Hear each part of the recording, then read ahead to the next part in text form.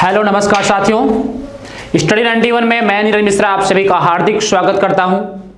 मेरे प्रिय साथियों, जैसा कि आप सब जानते हैं कि हम लोग इंडियन पॉलिटी यानी साफ अगर शब्दों में कहें तो भारतीय संविधान से संबंधित चैप्टर वाइज प्रश्नों को सॉल्व कर रहे हैं, जो कि बहुत ही शानदार है, हमारे हर एग्जाम के लिए बहुत ही हेल्पफुल है। अगर एक चैप्टर को हम सॉल्व कर लेते हैं उतने संपूर्ण चैप्टर का रिवीजन हो जाता है। रिवीजन करने की दृष्टि से और एग्जाम टाइम में पढ़ने की दृष्टि से बहुत ही इंपॉर्टेंट सेशन चल रहा है, जिसमें आप लोग लगातार हमारे साथ बने हैं, लगातार अपना प्यार दुलार बनाए रखे हैं। तो आज का सेशन प्रस्तावना से संबंधित है। हम प्रस्तावना से संबंधित प्रश्नों को सॉल्व आपके बीच में आज कराएंगे। लेकिन एक चीज और है, प्रस्तावना से भी संबंधित चीजें आपको दो भागों में प्रोवाइड कराई जाएंगी और आज ये इसका पहला भाग यानी 100 प्रश्न। आप खुद अंदाजा लगाओ, अगर प्रस्तावना से आप 100 प्रश्नों को सॉल्व कर लेते हो तो आप खुद समझ सकते हो कि आए कहां से आएगा प्रस्तावना के शब्द। सफलता आपकी मुट्ठी में है साथियों। तो इसी के साथ हम आज के सेशन की शुरुआत करेंगे। तो सभी लोग एक बार वीडियो को शानदार और जबरदस्त तरीके से अपने दोस्तों तक पहुंचाएंगे, वीडियो को अपने दोस्तों तक शेयर करेंगे और हम आज के इस रोमांचक सेशन की शुरुआत करेंगे। साथियों, आपकी संख्या लगातार बढ़ रही है, मुझे भरोसा है कि आप बहुत अच्छे से वीडियो को शेयर करेंगे, अपनी संख्या को बढ़ाएंगे। कम से कम 1000 तक आपको व्यूज पहुंचाना है, वॉचिंग पहुंचाना है। तो चलिए हम लोग आज के सेशन की शुरुआत करते हैं साथियों। और अभी अगर तक पहला प्रश्न है आपके स्क्रीन पर, क्वेश्चन नंबर फर्स्ट, काफी शानदार प्रश्न है, आप जवाब दे दीजिएगा। भारतीय संविधान की प्रस्तावना को हमारे संप्रभु प्रजातांत्रिक गणतंत्र की जन्म कुंडली किसने कहा है? भारतीय संविधान की प्रस्तावना को हमारे संप्रभु प्रजातांत्रिक गणतंत्र की जन्म कुंडली यह किसने कहा है? जवाहरलाल नेहरू, सरदार वल्लभ भाई पटेल, वी.आर. अंबेडकर या के.एम. मुंशी, कन्हैयालाल मणिकलाल मुंशी? इसका जवाब दीजिए। और आज के सेशन में जो प्रश्न है वो बहुत ही रोमांचक और स्टैंडर्ड लेवल के हैं और बहुत ही शानदार प्रश्न है। तो वीडियो को शेयर करते हुए जवाब दीजिए। हमारे संप्रभु प्रजातांत्रिक गणतंत्र की कुंडली यह कहा है किसने? कन्हैयालाल मणिकलाल मुंशी, के.एम. मुंशी जी ने कहा है। आज के सेशन के पहले प्रश्न का जवाब है ऑप्शन नंबर 4, कन्हैयालाल मणिकलाल मुंशी। चलिए अब हम बात करेंगे आज के सेशन के दूसरे प्रश्न की, आप जवाब देंगे। बताइए यह प्रश्न क्या है? निम्नलिखित में से भारत के संदर्भ में धर्मनिरपेक्ष शब्द का सही भाव व्यक्त करता है। यह यूपीपीसीएस 2005 मेंस में आया प्रश्न है। वनडे में कई बार पूछा है कि धर्मनिरपेक्ष का मतलब क्या है भारत के हिसाब से। भारत में अनेक धर्म हैं, भारतीयों को धार्मिक स्वतंत्रता प्राप्त है, धर्मानुपालन व्यक्ति की इच्छा पर निर्भर है, भारत में राज्य का यानी देश का कोई धर्म नहीं है। तो धर्मनिरपेक्ष का क्या मतलब है साथियों? भारत के हिसाब से धर्मनिरपेक्ष कह रहा है, तो जल्दी से बताइए कि भारत के हिसाब से धर्मनिरपेक्ष का क्या मतलब है। मैं थोड़ा हट जाता हूं, आप इसका जवाब दीजिए। तो देखिए, भारत में धर्मनिरपेक्ष का मतलब है कि भारत में राज्य यानी देश का कोई धर्म नहीं है। भारत में राज्य का कोई धर्म नहीं है, यही भारत के हिसाब से धर्मनिरपेक्षता है। और देश का कोई धर्म नहीं है, लेकिन हम सभी धर्मों का सम्मान करते हैं, यही धर्मनिरपेक्षता है। क्वेश्चन नंबर 2 का जवाब दीजिएगा शानदार तरीके से। निम्न में से कौन सही है? क्या निम्न में से कौन सही है? सामाजिक समानता संविधान में प्रत्यभूत नहीं है। देश में सामाजिक समानता पहले से विद्यमान थी। सामाजिक समानता संविधान में प्रत्यभूत है। उपयुक्त में से कोई नहीं। तो क्या सही है? भारतीय संविधान के प्रस्तावना के हिसाब से क्या सही है?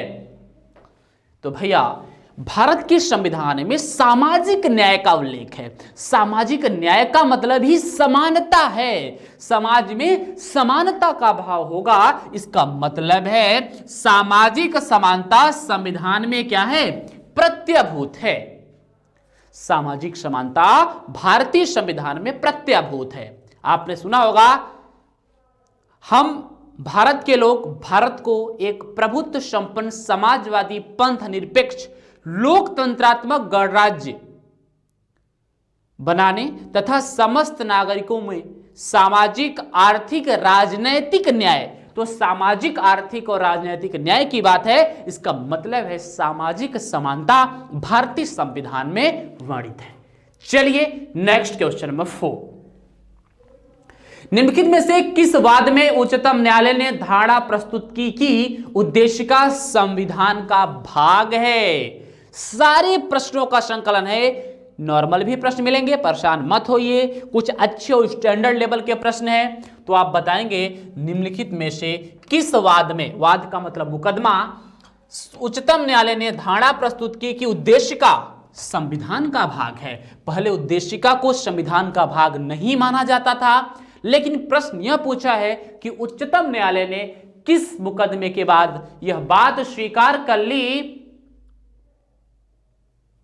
कि संविधान का भाग प्रस्तावना या उद्देशिका है। यूनियन ऑफ इंडिया बनाम डॉक्टर कोहली, बनारसी दास बनाम स्टेट ऑफ यूपी, बंबई बनाम union of India, Malak Singh बनाम स्टेट ऑफ पंजाब। तो ऐसे वह कौन सा मुकदमा है जिसके माध्यम से सर्वोच्च न्यायालय ने यह बात स्वीकार कर लिया कि उद्देशिका यानी प्रियम्बल संविधान का भाग है? तो साथियों, बंबई बनाम यूनियन ऑफ इंडिया। क्या बंबई बनाम यूनियन ऑफ इंडिया में इस बात की स्वीकृति हो गई कि प्रस्तावना या उद्देशिका संविधान का भाग है? चलिए क्वेश्चन नंबर 5 का जवाब दीजिएगा, काफी शानदार सा प्रश्न है। भारतीय संविधान की प्रस्तावना में निम्नलिखित में से किस स्वतंत्रता का वर्णन नहीं है? बताइए, आंसर दीजिए। भारतीय संविधान की प्रस्तावना में किस स्वतंत्रता का वर्णन नहीं है? तो आपको बता दो, सामाजिक, आर्थिक, राजनैतिक न्याय, विचार, अभिव्यक्ति,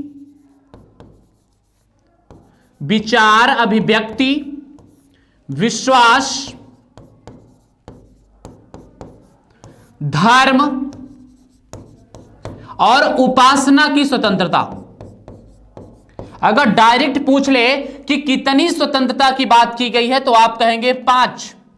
अब आप देख लो इसमें से क्या नहीं होगा, तो आप कहेंगे सर आर्थिक स्वतंत्रता का जिक्र नहीं किया गया है। सामाजिक, आर्थिक, राजनैतिक न्याय, 3 न्याय की बात है। सामाजिक, आर्थिक, राजनैतिक न्याय, विचार, अभिव्यक्ति, विश्वास, धर्म और उपासना की स्वतंत्रता। तो कितने? 5 स्वतंत्रता। विचार की स्वतंत्रता, धर्म की स्वतंत्रता, विश्वास की स्वतंत्रता, उपासना की स्वतंत्रता और अभिव्यक्ति यानी बोलने की स्वतंत्रता। तो किसकी स्वतंत्रता नहीं है? आर्थिक स्वतंत्रता नहीं है। आर्थिक न्याय की बात की गई है प्रस्तावना में, लेकिन स्वतंत्रता की बात नहीं की गई है। 3 तरह के न्याय की बात की गई है, सामाजिक, आर्थिक और राजनैतिक। स्वतंत्रता 5, विचार, अभिव्यक्ति, विश्वास, धर्म और उपासना। ठीक। Question number 6। साथियों, एक बार वीडियो को जबरदस्त तरीके से शेयर करिएगा। आज 1K लाइव होने चाहिए, 1K। अगर हम आपके लिए हैं तो आपका भी कुछ दायित्व है, आप ज्यादा से ज्यादा लोगों को सूचित करें कि निम्नलिखित में से कौन भारतीय संविधान के उद्देश्यों को प्रतिबिंबित करता है। भारतीय संविधान के उद्देश्य को कौन प्रतिबिंबित करता है? मौलिक अधिकार, प्रस्तावना, राज्य के नीति निर्देशक तत्व या संसद? मौलिक या उद्देश्य, भारतीय संविधान के उद्देश्य को कौन प्रतिबिंबित करता है? तो आप कहेंगे भारतीय संविधान के उद्देश्य को प्रतिबिंबित करने का काम भारतीय प्रस्तावना का है। उद्देश्य क्या है? एक भारत को संपूर्ण प्रभुत्व संपन्न, समाजवादी, पंथ निरपेक्ष, लोकतंत्रात्मक गणराज्य बनाने के लिए। यह क्या है? भारत का उद्देश्य है, जो प्रियम्बल के पहले सेंटेंस में आपको मिलेगा। हम भारत के लोग भारत को प्रभुत्व संपन्न, समाजवादी, पंथ निरपेक्ष, लोकतंत्रात्मक गणराज्य बनाने की बात की गई है। चलिए भैया क्वेश्चन नंबर 7 का जवाब देंगे। भारत के संविधान की उद्देशिका में कितने प्रकार के न्याय की व्यवस्था की गई है? 2, 3, 1 और 4। तो न्याय, अगर न्याय की बात करें तो सामाजिक,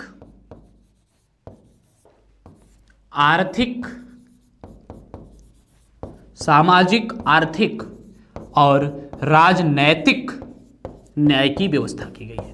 तो जोड़ लो, कितने न्याय हुए? 3, सामाजिक, आर्थिक, राजनैतिक न्याय। स्वतंत्रता 5, किसकी? विचार, अभिव्यक्ति, विश्वास, धर्म और उपासना। न्याय कितने? 3, सामाजिक, आर्थिक, राजनैतिक।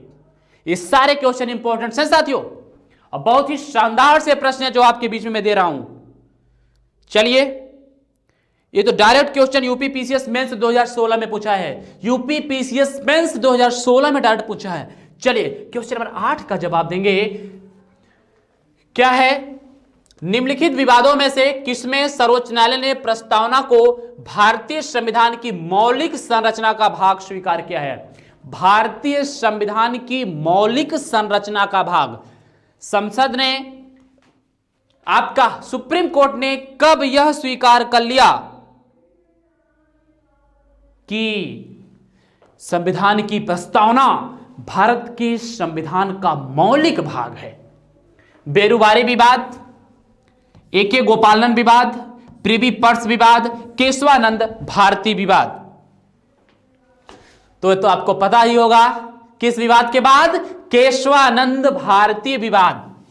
ये तो बहुत चर्चित प्रश्न है। ये भी क्वेश्चन यूपी पीसीएस प्री 2014 में डायरेक्ट प्रश्न यही पूछा है। बाकी वनडे में तो पता नहीं कितनी बार आया होगा साथियों। क्वेश्चन की क्वालिटी जांच परख कर आपके बीच में प्रस्तुत की गई है। अभी आप बताओ यार, प्रस्तावना से संबंधित 100 प्रश्न कौन सॉल्व करेगा? 100 क्वेश्चंस, ताकि भविष्य में कहीं से भी कोई भी प्रश्न करा जाता है प्रस्तावना से तो आपकी मुट्ठी में हो प्रियम्बल। चलो क्वेश्चन नंबर 9 का जवाब दो। भारतीय संविधान का कौन सा भाग संविधान की आत्मा कहलाता है? चलिए इसका जवाब मैं नहीं दूंगा, आप देंगे। सभी लोग इसका जवाब दीजिए।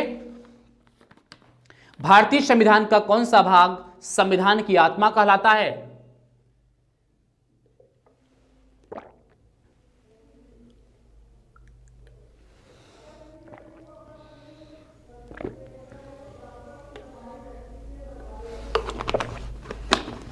बहुत सही। कौन सा वाला भाग? उद्देशिका। उद्देशिका ये संवैधानिक उपचारों का अधिकार, इसको भी बताऊंगा लेकिन सुन लो। यह है आर्टिकल 32 और इसको आत्मा किसने कहा है? बी.आर. अंबेडकर ने कहा है। किसने कहा है? भीमराव अंबेडकर जी ने कहा है कि संवैधानिक उपचारों का अधिकार भारतीय संविधान की आत्मा है। अगर कभी क्वेश्चन बनेगा तो यही बनेगा कि भीमराव अंबेडकर के अनुसार संविधान की आत्मा क्या है? तो आर्टिकल 32 यानी संवैधानिक उपचारों का अधिकार। चलिए, लेकिन अगर डायरेक्ट पूछता है कि संविधान की आत्मा क्या है तो आप कहेंगे उद्देशिका यानी प्रियम्बल या प्रस्तावना। नेक्स्ट प्रश्न, निम्नलिखित में से कौन भारतीय संविधान की प्रस्तावना में उल्लिखित नहीं है? ये न्याय से संबंधित प्रश्न है भाई। सामाजिक न्याय, आर्थिक न्याय, राजनीतिक न्याय, धार्मिक न्याय। तो मेरे भाई 3 ही तो न्याय है दोस्त। कौन कौन से? सामाजिक, आर्थिक और राजनीतिक। 3 ही तो न्याय हैं यार। एक धार्मिक न्याय की बात कहां की गई है प्रस्तावना में?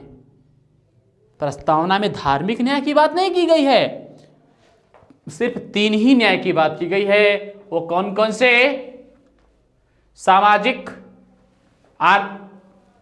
माफ कीजिएगा, सॉरी दोस्तों, सामाजिक, आर्थिक और राजनीतिक। माफ कीजिएगा, सॉरी सॉरी सॉरी, सामाजिक, आर्थिक और राजनीतिक। नेक्स्ट प्रश्न, सभी व्यक्ति पूर्णतः और समान रूप से मानव है, यह सिद्धांत माना जाता है।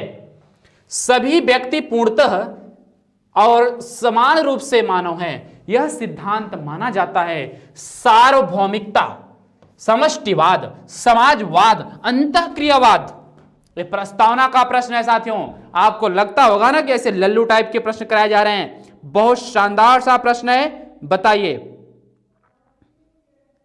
सभी व्यक्ति पूर्णतः और समान रूप से मानव हैं, यह सिद्धांत किसका है? तो यह सिद्धांत है सार्वभौमिकता का। किसका है? सार्वभौमिकता का सिद्धांत है। सार्वभौमिकता यह कहलाता है। चलिए क्वेश्चन नंबर 12 पर देख लेते हैं। भारत में लौकिक सार्वभौमिकता है क्योंकि संविधान की प्रस्तावना का प्रारंभ कहां से होता है? लौकिक मतलब जो दिखे। कहां से प्रारंभ होता है? प्रजातांत्रिक भारत शब्दों से, जनता के जनतंत्र शब्दों से, जनता के लोकतंत्र शब्दों से, हम भारत के लोक शब्दों से। तो आपको पता है कि आपके देश का प्रियम्बल कहां से शुरू होता है? We are the people of India. हम भारत के लोग।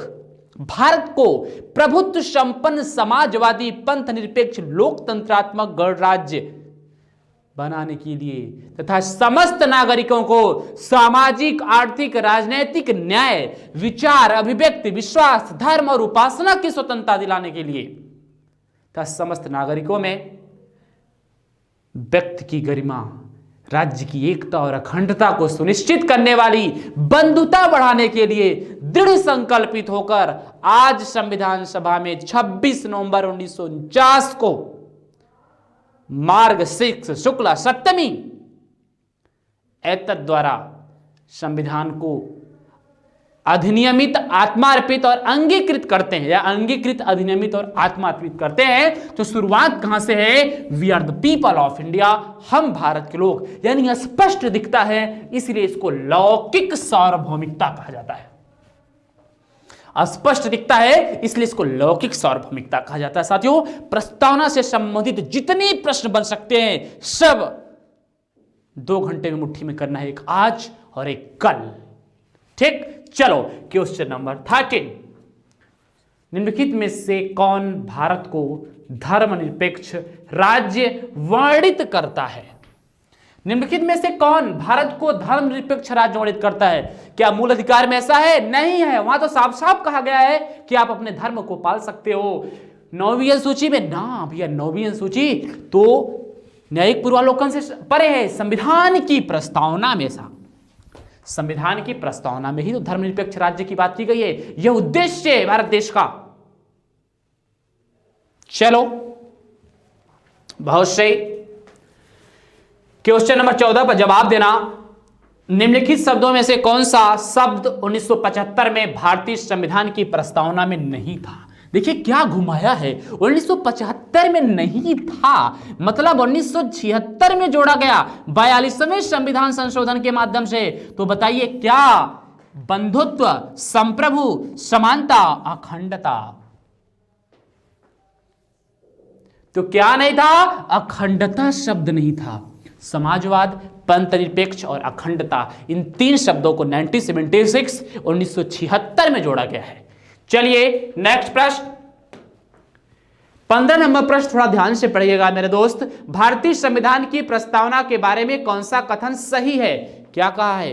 कौन सा कथन सही है? बाकी 3 में से एक ही सही होगा, 3 गलत होंगे। समाजवादी, पंथ निरपेक्ष शब्द 1950 में लागू संविधान के अंग थे, नहीं थे। क्यों? क्योंकि इसको 1976 में जोड़ा गया है। और साथ में एक शब्द और, अखंडता। सब पढ़ लो। उक्त शब्द 1976 में संविधान संशोधन द्वारा जोड़े गए। यही तो सही है, यही तो सही है। 1976 में जोड़े गए थे। उक्त शब्द 1985 में जोड़े गए। गलत है भैया। उक्त शब्द संविधान की प्रस्तावना के अंग नहीं है। बिल्कुल हैं, अभी तो हैं। तो उक्त शब्दों को कब जोड़ा गया? 1976 में जोड़ा गया। मजा आ रहा है ना साथियों? तो एक बार शेयर कर दो संख्या 1K+। आज संडे है ना, मजा आने वाला है। चलिए क्वेश्चन नंबर 16 देख लेते हैं। 42वें संविधान संशोधन अधिनियम 1976 द्वारा संविधान में किस शब्द को नहीं जोड़ा गया? किस शब्द को नहीं जोड़ा गया भाई? धर्मनिरपेक्ष जोड़ा गया, समाजवादी जोड़ा गया, गुट निरपेक्ष नहीं जोड़ा गया। एकता और अखंडता तो जोड़ा ही जोड़ा गया, क्या नहीं जोड़ा गया? गुट निरपेक्ष नहीं जोड़ा गया। बोलिए, क्या नहीं जोड़ा गया साथियों? गुट निरपेक्ष नहीं जोड़ा गया। क्वेश्चन नंबर 17 क्या है? संविधान के अंतर्गत भारतीय लोकतंत्र के आदर्शों को हम कहां देख सकते हैं? जो हमारे भारत देश के संविधान का आदर्श है वह हम कहां देख सकते हैं? भाग 1 में देख सकते हैं, संघ राज्य क्षेत्र में, भाग 3 में देख सकते हैं, मूल अधिकार में, भाग 4 में देख सकते हैं, नीति तत्व में ना। सिर्फ एक ही जगह दिखेगा, वह है प्रियम्बल यानी प्रस्तावना। क्या? भारतीय संविधान में लोकतंत्र का आदर्श। चलिए, मूल अधिकार, बात की जगह मूल भारतीय संविधान के अनुसार भारत एक प्रभुत्व संपन्न लोकतंत्रात्मक गणराज्य, प्रभुत्व संपन्न पंथ निरपेक्ष लोकतंत्रात्मक गणराज्य, प्रभुत्व संपन्न धर्मनिरपेक्ष लोकतंत्रात्मक गणराज्य या प्रभुत्व संपन्न समाजवादी लोकतंत्रात्मक गणराज्य। तो आपको एक चीज क्लियर होनी चाहिए, प्रश्न देखिएगा, मूल भारतीय संविधान के अनुसार भारत एक प्रभुत्व संपन्न लोकतंत्रात्मक गणराज्य। क्यों? क्योंकि प्रभुत्व संपन्न समाजवादी पंथ निरपेक्ष, यह कब जोड़ा गया? तो यह जोड़ा गया, ये दो शब्द 1976 के 42वें संविधान संशोधन द्वारा। इसीलिए यह भारतीय संविधान के मूल संविधान का भाग नहीं है। मेरी बात शायद आप समझ रहे होंगे। इसीलिए यह भारतीय संविधान के मूल संविधान का भाग नहीं है, मूल प्रस्तावना का भाग नहीं। क्वेश्चन नंबर 19 बताइएगा, भारतीय संविधान की प्रस्तावना पर किस क्रांति का प्रभाव नहीं झलकता है? फ्रांसीसी क्रांति 1789, अमेरिकी क्रांति 1776, रूसी क्रांति यानी बोल्शेविक क्रांति 1917, चीन की क्रांति 1912। तो क्या प्रश्न है कि भारतीय संविधान की प्रस्तावना पर किस क्रांति का कोई प्रभाव नहीं है? जल्दी से जवाब देंगे। बहुत शानदार सा प्रश्न है कि भारतीय संविधान की प्रस्तावना में किस क्रांति का कोई प्रभाव नहीं दिखाई देता है? बहुत सही, किसका नहीं दिखाई देता है? अमेरिकी क्रांति का। चलो नेक्स्ट प्रश्न, क्वेश्चन नंबर 20, भारतीय संविधान में समवर्ती सूची किसके संविधान से लिया गया है? इतना तो पता होगा, यूएसए से, कनाडा से, जर्मनी से या ऑस्ट्रेलिया से। Please give me answer fast. भारतीय संविधान में समवर्ती सूची कहां से लिया गया भैया? तो भारतीय संविधान में समवर्ती सूची लिया गया है ऑस्ट्रेलिया से। कहां से लिया गया है? ऑस्ट्रेलिया से। यहां से क्या क्या लिया गया है? यहां से लिया गया है मूल अधिकार, सुप्रीम कोर्ट का सर्वोच्च होना, जुडिशियल रिव्यू न्यायिक पूर्वालोकन, कनाडा से संघीय व्यवस्था, आपातकाल के दौरान मूल अधिकारों का निलंबन, आपातकाल के दौरान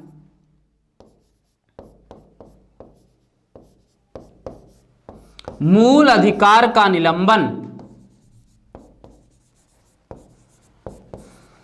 ठीक, चलो नेक्स्ट क्वेश्चन नंबर 21, समाजवाद का अर्थ क्या है? सामाजिक नियंत्रण, राष्ट्रीयकरण, सामाजिक न्याय, सामाजिक बताइए क्या है भैया? समाजवाद का अर्थ क्या है? अब ये तो गड़बड़ नहीं होना चाहिए। बहुत सही। क्वेश्चन नंबर 21 नंबर क्वेश्चन बताएंगे और काफी शानदार तरीके से बताएंगे। क्या बताना है? समाजवाद का अर्थ। आइए देख लेते हैं कितने लोग इसका सही जवाब देते हैं भैया कि समाजवाद का क्या अर्थ है। चलो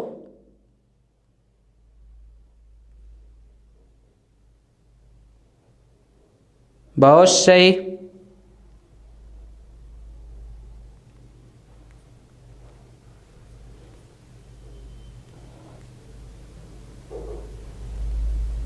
बहुत सही।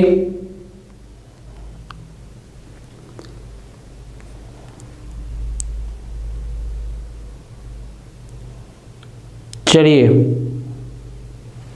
बहुत सही। क्या है? समाजवाद का अर्थ है सामाजिक न्याय।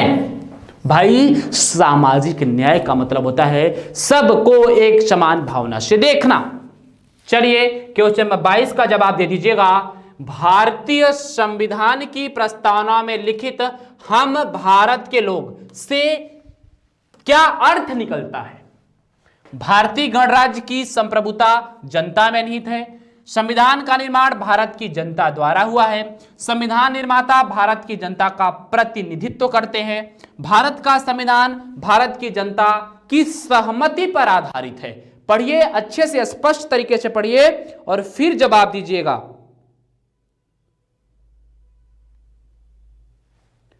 जल्दी से जवाब दीजिए। बहुत सही।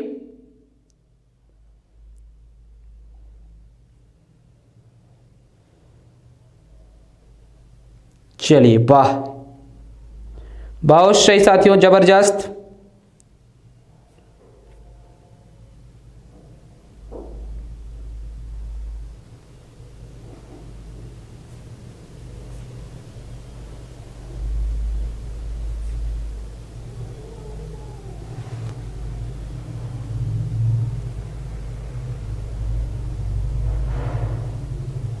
हाँ, क्या है? संविधान का निर्माण भारत की जनता द्वारा हुआ है।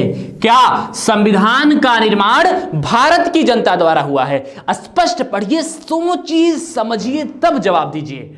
चलिए क्वेश्चन नंबर 23 का जवाब दीजिए शानदार तरीके से। अच्छा सा क्वेश्चन है। क्या है कि हम यह शब्द धर्मनिरपेक्ष भारत के संविधान की प्रस्तावना में जोड़ा गया था। इसके विषय में निम्नलिखित कथनों पर कौन सा कथन बताइए। जो धर्मनिरपेक्ष शब्द है उससे संबंधित सही कथन बताइए। यह वर्ष 1976 में जोड़ा गया था। बहुत सही। यह 44वें संविधान संशोधन, नहीं भैया, यह 42वें संविधान संशोधन द्वारा जोड़ा गया था। यह 42वें संविधान संशोधन जोड़ा गया, सही है। यह मूल प्रस्तावना में था, ये भी नहीं सही है। इसका सही जवाब क्या है? ऑप्शन ए, यह 1976 में जोड़ा गया था। और ऑप्शन नंबर 3, यह 42वें संविधान संशोधन में जोड़ा गया था। इसका मतलब है इसका सही जवाब होगा ऑप्शन नंबर 2, 1 और 3 इसका राइट आंसर है। क्या पूछा था कि जो धर्मनिरपेक्ष शब्द है ना, इसका क्या मतलब है, इसको कब जोड़ा गया? तो इसको 1976 में जोड़ा गया था 42वें संविधान संशोधन के द्वारा। और आपके एक ऑप्शन था 44वां संविधान संशोधन और एक ऑप्शन था यह मूल प्रस्तावना में था। तो ऐसा तो था ही नहीं, ये दोनों गलत हैं और इसीलिए इसका सही जवाब है 1 और 3। क्वेश्चन नंबर 24 का जवाब दीजिएगा। संविधान की प्रस्तावना में प्रयुक्त शब्द सेक्युलर का क्या अर्थ है? सभी नागरिकों को धर्म एवं उपासना की स्वतंत्रता, अकेश्वरवाद, बहुदेववाद या सभी धर्मों की अस्वीकृति। तो बताइए सेक्युलर या जो सेक्युलर शब्द है उसका क्या अर्थ है? तो जल्दी से बताइए। सेक्युलर शब्द का अर्थ है सभी नागरिकों को धर्म एवं उपासना की स्वतंत्रता, अभिव्यक्ति, विश्वास, धर्म और उपासना। अभिव्यक्ति, विश्वास, धर्म और उपासना, 5 चीज की स्वतंत्रता दी गई है। जो सेक्युलर है उसका मतलब भी यही है। क्वेश्चन नंबर 25 का जवाब दे दीजिए। भारतीय संविधान की प्रस्तावना के सिलसिले में निम्नलिखित में से कौन सा क्रम सही है? प्रस्तावना के सिलसिले में कौन सा क्रम सही है? तो देखिए, आइए हम लोग क्रम पढ़ करके सुनाते हैं। हम भारत के लोग भारत को एक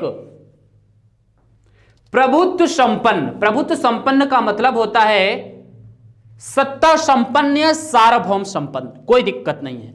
प्रभुत्व संपन्न, समाजवादी, धर्मनिरपेक्ष,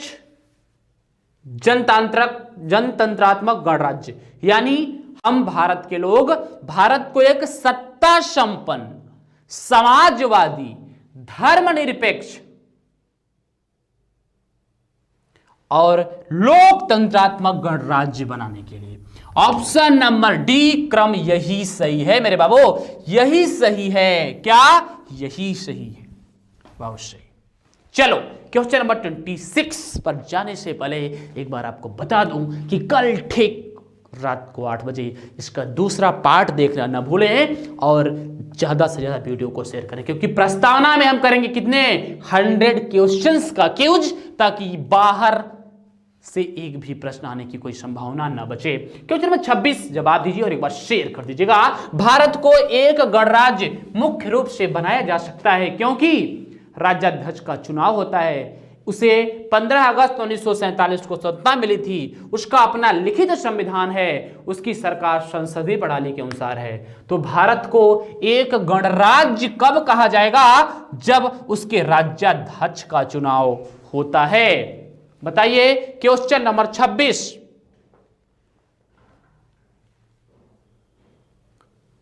देख लेते हैं क्वेश्चन नंबर 26 का जवाब कितने लोग सही से दे रहे हैं।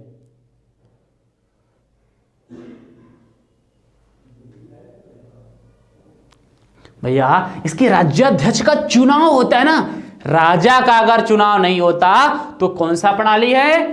राजतंत्र है। अगर चुनाव होता है तो क्या है? गणराज्य है या प्रजा राज्य है। चलिए क्वेश्चन नंबर 27 का जवाब दीजिए। कल्याणकारी राज्य का उद्देश्य क्या है? क्या? अधिकतम संख्या का अधिकतम कल्याण सुनिश्चित करना, कमजोर वर्ग के कल्याण का प्रबंध करना, सभी नागरिकों को स्वास्थ्य सुविधाएं प्रदान करना, या उपयुक्त में से कोई नहीं। जो प्रस्तावना में कल्याणकारी राज्य की बात आई है उसका मतलब क्या है? जल्दी से बताइए क्वेश्चन नंबर 27।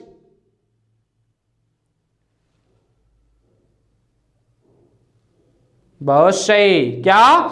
कमजोर वर्गों के कल्याण का प्रबंध करना ही कल्याणकारी राज्य का मतलब समझना। कल्याणकारी राज्य का मतलब कमजोर वर्गों के कल्याण का प्रबंध करना। चलिए क्वेश्चन नंबर 28 का जवाब दीजिए। भारतीय संविधान में या निम्नलिखित में से कौन सा शब्द भारत के संविधान की उद्देशिका में नहीं है? कौन सा शब्द उद्देशिका में नहीं है? तो समाजवादी है, पंथ निरपेक्ष है, प्रभुत्व संपन्न है, लोक कल्याण नहीं है। भैया लोक कल्याण नहीं है, बिल्कुल नहीं है भैया। समाजवादी, पंथ निरपेक्ष, प्रभुत्व संपन्न, समाजवादी, पंथ निरपेक्ष ये तो है, लेकिन लोक कल्याण का कहीं भी जिक्र नहीं किया गया। चलिए क्वेश्चन 29 का जवाब दे दीजिए कि भारतीय संविधान की प्रस्तावना में भारत को किस रूप में घोषित किया गया है? क्या? एक सार्वभौम प्रजातांत्रिक गणराज्य, एक समाजवादी प्रजातांत्रिक गणराज्य, या एक प्रभुत्व संपन्न समाजवादी पंथ निरपेक्ष प्रजातांत्रिक गणराज्य घोषित किया गया है। बहुत सही। क्या? एक प्रभुत्व संपन्न प्रस्तावना। भैया याद कर लेना आज के बाद, हम भारत के लोग भारत को एक प्रभुत्व संपन्न समाजवादी पंथ निरपेक्ष लोकतंत्रात्मक गणराज्य, लोकतंत्रात्मक कहें या प्रजातंत्रात्मक कहें, दोनों का मतलब सेम होता है। तो इसका मतलब आप समझ गए होंगे, ऑप्शन नंबर 3 इसका राइट आंसर है। चलिए बहुत सही। अब आप जवाब देंगे आज के सेशन का 30वां नंबर के क्वेश्चन। निम्नलिखित में से वे दो शब्द कौन हैं जिनका समावेशन 42वें संविधान संशोधन द्वारा संविधान की उद्देशिका में किया गया था? दो शब्द ऐसे कौन हैं जो 42वें संविधान संशोधन 1976 में जोड़े गए? बताइए। धर्मनिरपेक्ष लोकतंत्रात्मक, प्रभुत्व संपन्न लोकतंत्रात्मक, समाजवादी धर्मनिरपेक्ष, या धर्मनिरपेक्ष गणतंत्र। देखिए 42वें संविधान संशोधन में 3 चीज जोड़ा गया था। क्या जोड़ा गया था? एक जोड़ा गया था धर्मनिरपेक्ष, क्या जोड़ा गया था, लिख लो भैया, ये इंपॉर्टेंट है। धर्मनिरपेक्ष, समाजवादी और अखंडता, 3 चीज जोड़ा गया था।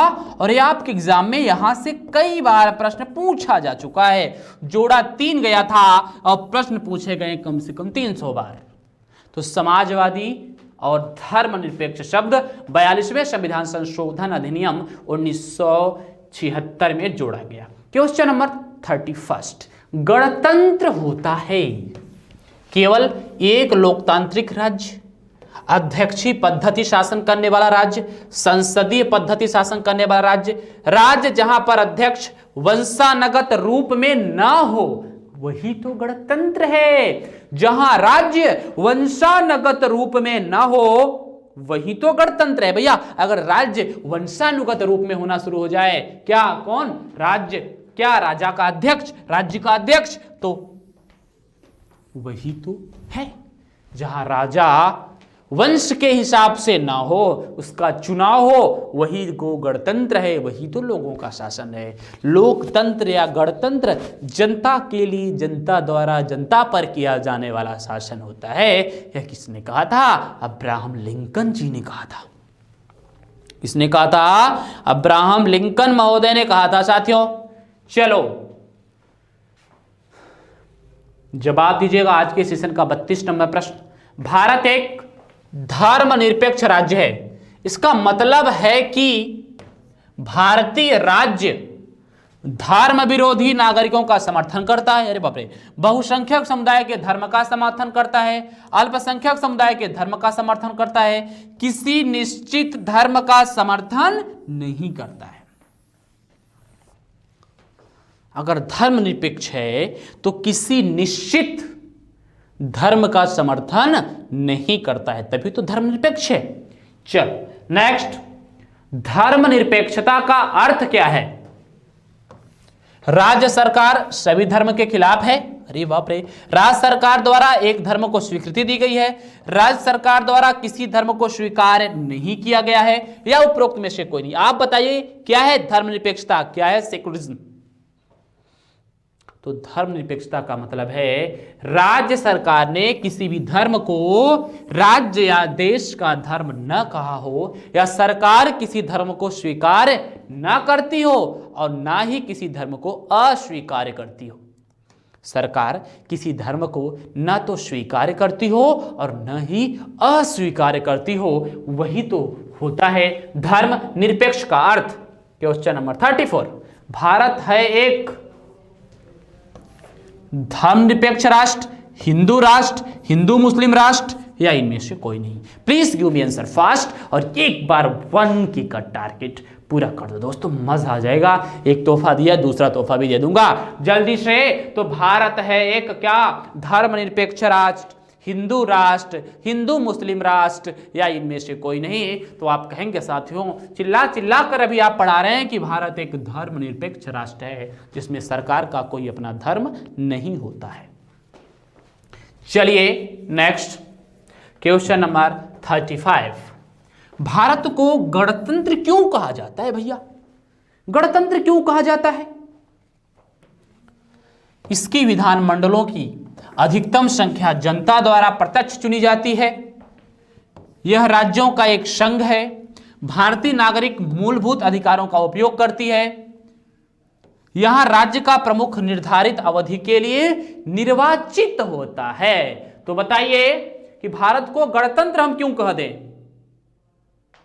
तो कहेंगे सर, यहां जो राजा होता है ना, जो राज्य का प्रमुख होता है ना, प्रधानमंत्री, वह एक निश्चित अवधि के लिए निर्वाचित होता है और जनता द्वारा अप्रत्यक्ष रूप से निर्वाचित होता है। जनता द्वारा अप्रत्यक्ष रूप से निर्वाचित होता है। अगर जनता द्वारा अप्रत्यक्ष रूप से निर्वाचित होता है तो इसका मतलब है कि क्या? वहां है गणतंत्र। गण मतलब लोक, तंत्र मतलब शासन, लोगों का शासन। क्वेश्चन नंबर 36, भारतीय गणतंत्र की 26 जनवरी 1950 को सही संवैधानिक वस्तुस्थिति क्या थी जब संविधान लागू किया गया था? लोकतंत्रात्मक गणराज्य,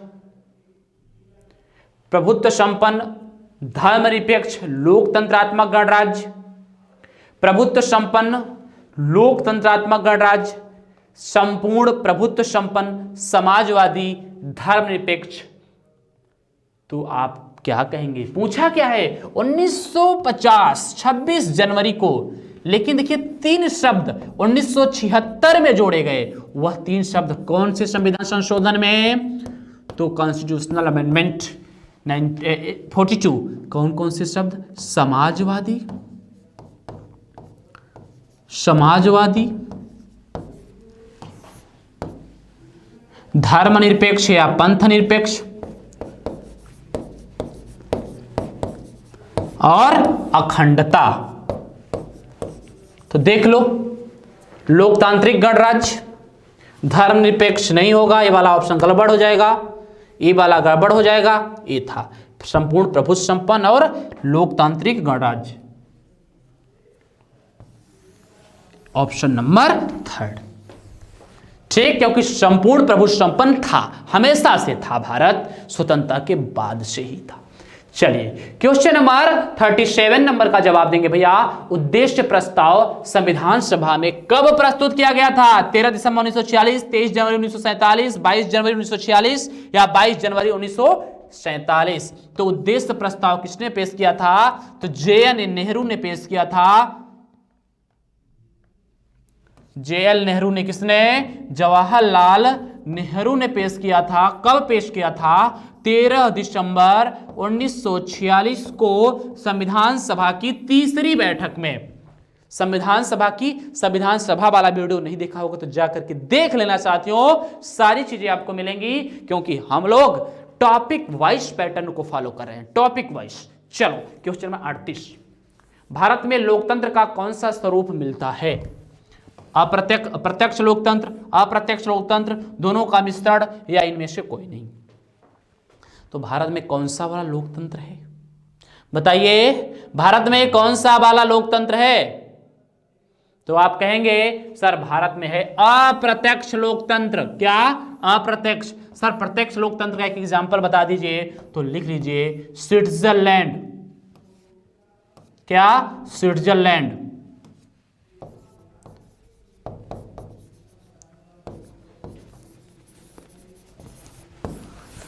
चलिए नेक्स्ट क्वेश्चन नंबर 39, भारत में निम्नलिखित में से समाजवाद के किस स्वरूप को अपनाया गया है? तो भारत में कौन सा समाजवाद है? फेबियन समाजवाद, साम्यवाद समाजवाद, लोकतांत्रिक समाजवाद, सर्वहारा वर्ग का समाजवाद। तो शेयर करिए 1 के टारगेट प्लीज, पूरा करना आपका काम है। तो बताइए कि भारत में कौन सा समाजवाद अपनाया गया है? चलिए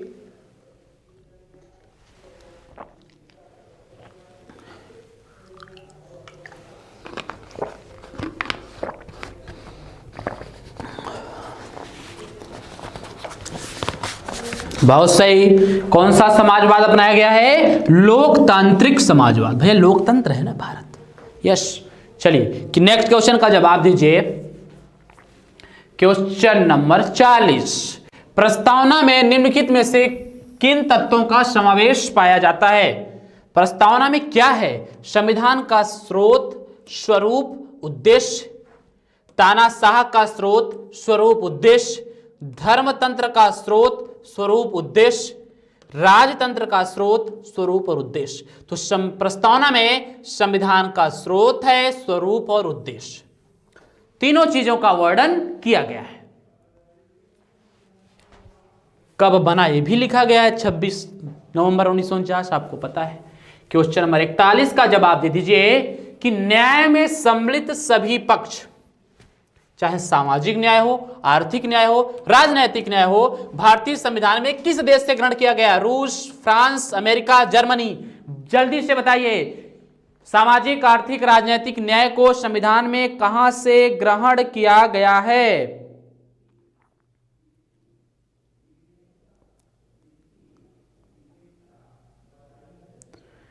जवाब सही मिलना चाहिए भैया, गड़बड़ नहीं मिलना चाहिए। बताइए। बहुत सही।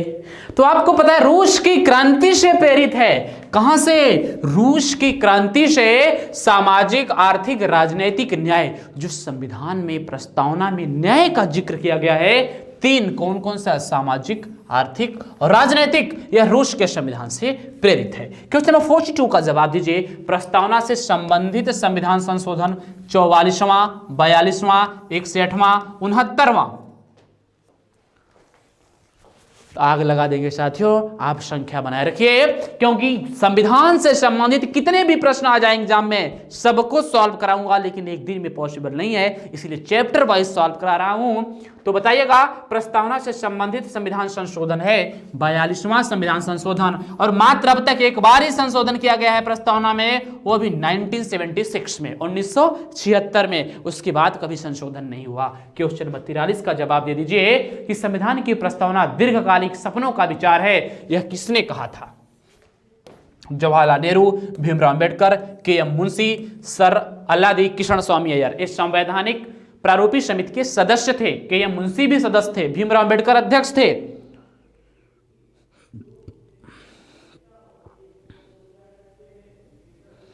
बताइए, यह किसने कहा था? क्या संविधान की प्रस्तावना दीर्घकालिक सपनों का विचार है? यह कहा था सर अल्लादी कृष्ण स्वामी अय्यर ने। किसने? अल्लादी कृष्ण स्वामी अय्यर। ये अल्लादी कृष्ण स्वामी अय्यर और के.एम. मुंशी, यह दोनों प्रारूपी समिति के सदस्य थे। ये बातें सब मैं पढ़ा चुका हूं, सारे प्रश्न मैंने सॉल्व करा रखे हैं, जाकर के आप देख लेंगे। और ये अंबेडकर जी प्रारूपी समिति के अध्यक्ष थे। क्या? प्रारूपी समिति, जो ड्राफ्टिंग कमेटी थी, उसके अध्यक्ष कौन थे? भीमराव अंबेडकर जी थे। चलिए नेक्स्ट प्रश्न। निम्नलिखित कथनों पर विचार कीजिए। क्या भैया? केशवानंद भारती बनाम केरल राज्य 1973 मामले में प्रस्तावना को संशोधनीय माना गया। क्या माना गया? कि प्रस्तावना में संशोधन किया जा सकता है। बेरुवारी संघ 1960 के मामले में प्रस्तावना को संशोधनीय माना जाता है। उपयुक्त में से कौन सा कथन सत्य है? केवल एक, सिर्फ और सिर्फ केशवानंद भारती बनाम में ही इस बात की पुष्टि होती है कि प्रस्तावना संविधान में संशोधित है। प्रस्तावना में संशोधन किया जा सकता है। चलिए शेयर करते हुए जवाब देंगे आज के सेशन का नेक्स्ट क्वेश्चन नंबर 45। प्रस्तावना में स्वतंत्रता, समानता और बंधुत्व किस देश के संविधान से लिया गया है? रूस, अमेरिका, फ्रांस या जर्मनी? बताइए, स्वतंत्रता, समानता और बंधुत्व को कहां से लिया गया है? स्वतंत्रता, समानता और बंधुत्व को कहां से लिया गया है?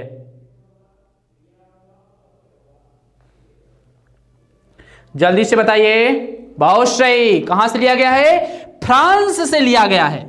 ये रूस से क्या लिया गया है प्रस्तावना में भैया? तो न्याय वाली व्यवस्था ली गई है। न्याय कितने प्रकार के? 3 प्रकार के। कौन कौन से? सामाजिक, आर्थिक और राजनैतिक। सामाजिक, आर्थिक और राजनैतिक, 3 प्रस्तावना। चलो नेक्स्ट क्वेश्चन नंबर 46। संपूर्ण प्रभुत्व संपन्न शब्द का सही अर्थ क्या है? केवल आंतरिक मामलों में स्वतंत्र निर्णय की शक्ति, केवल बाह्य मामले में स्वतंत्र निर्णय की शक्ति, आंतरिक एवं बाह्य मामलों में सर्वोच्च निर्णय लेने की शक्ति ही कहलाती है क्या? प्रभुत्व संपन्न या संपूर्ण प्रभुत्व संपन्न। हम भारत अपने आंतरिक एवं बाह्य मामलों में निर्णय लेने के लिए स्वतंत्र हैं, किसी को हमसे कोई मतलब नहीं है। तो साथियों एक बार आपको पुनः बता देना चाहता हूं, शाम को ठीक 8 बजे लाइव जुड़िएगा पॉलिटी के प्रश्नों को लगातार सॉल्व करने के लिए। और एक चीज और, टॉपिक वाइज प्रश्नों को सॉल्व करने के लिए 2 टॉपिक आपके क्लियर हो गए, तीसरे टॉपिक का पहला पार्ट चल रहा है। तो साथियों आप लगातार इसके साथ जुड़ सकते हैं। तो चलिए अब हम लोग बात कर लेंगे आज के सेशन का 47 नंबर प्रश्न। प्रस्तावना से संबंधित निम्नलिखित कथनों पर विचार कीजिए। प्रस्तावना की उत्पत्ति जवाहरलाल नेहरू द्वारा 13 दिसंबर 1946 को प्रस्तुत उद्देश्य प्रस्ताव से हुई है। प्रस्तावना को उद्देशिका नहीं कहा जाता, कहा जाता है। कौन सा कथन सही है? केवल ए। क्या प्रश्न है, झटके में उड़ा दोगे साथियों, एकदम चुटकियों में उड़ा दोगे, गर्दा उड़ा दोगे, लेकिन परिश्रम करते रहो। चलो नेक्स्ट क्वेश्चन, क्वेश्चन नंबर 48 का जवाब दीजिएगा। 42वें संविधान संशोधन द्वारा संविधान में कौन कौन सी चीजों को जोड़ा गया? समाजवादी, गणतंत्रात्मक, धर्मनिरपेक्ष, समाजवादी, पंथनिरपेक्ष, अखंडता, समाजवादी, संप्रभुता, संपन्न गणराज्य, समाजवादी, गणराज्य और अखंडता। तो समाजवादी, पंथनिरपेक्ष और अखंडता, 3 शब्दों को जोड़ा गया 42वें संविधान संशोधन अधिनियम 1976 द्वारा। यही नहीं, अभी इससे संबंधित प्रश्नों को करने के लिए पार्ट 2 भी लाऊंगा। 50 प्रश्न अभी प्रस्तावना से ही हैं, तो खुद समझ लो कितना अच्छा प्रस्तावना हम लोग टॉपिक क्लियर करने वाले हैं। चलिए क्वेश्चन नंबर 49, निम्नलिखित में से किसने प्रस्तावना को संविधान का परिचय पत्र कहा है? Identity card. जवाहरलाल नेहरू ने, भीमराव अंबेडकर ने, वीएन राव ने या एन.ए. पालकीवाला? तो एन.ए. पालकीवाला ने ही संविधान को परिचय पत्र की संज्ञा दी है। कौन? एन.ए. पालकीवाला ने ही संविधान को परिचय पत्र कहा है। चलिए दोस्तों, आज के सेशन का आखिरी प्रश्न, प्रस्तावना में संविधान का क्या निहित है? मूल दर्शन, संविधान का गठन, साम्यवादी स्वरूप, नास्तिक राज्य। तो प्रस्तावना में संविधान का मूल दर्शन निहित है। क्या? मूल दर्शन। मेरे प्रिय साथियों, ये रहा आज की सेशन का बहुत ही रोमांचक शानदार प्रश्नों के क्विज प्रियम्बल यानी प्रस्तावना पर। अब हम बात करेंगे अगले सेशन में प्रस्तावना के दूसरे पार्ट को लेकर आपके सामने आ रहे हैं। तब तक के लिए आप वीडियो को फैला दीजिए और बता दीजिए कि रात 8 बजे आना न भूले, क्योंकि रात 8 बजे प्रियम्बल से संबंधित अगला पार्ट आपको कर मिलेगा और उसके बाद संविधान की विशेषता, संविधान के भाग, संविधान की अनुसूचियां, फिर उसके बाद लगातार हम स्टार्ट कर देंगे आर्टिकल से पढ़ाना। ठीक है, तो चलिए, आज का सेशन बहुत ही शानदार रहा। मैं उम्मीद करता हूं कि आप लोगों को पसंद आया होगा। अपना फीडबैक जरूर दीजिएगा और वीडियो को ज़्यादा से ज़्यादा दोस्तों तक शेयर करिए। Thank you, best of luck, जय हिंद।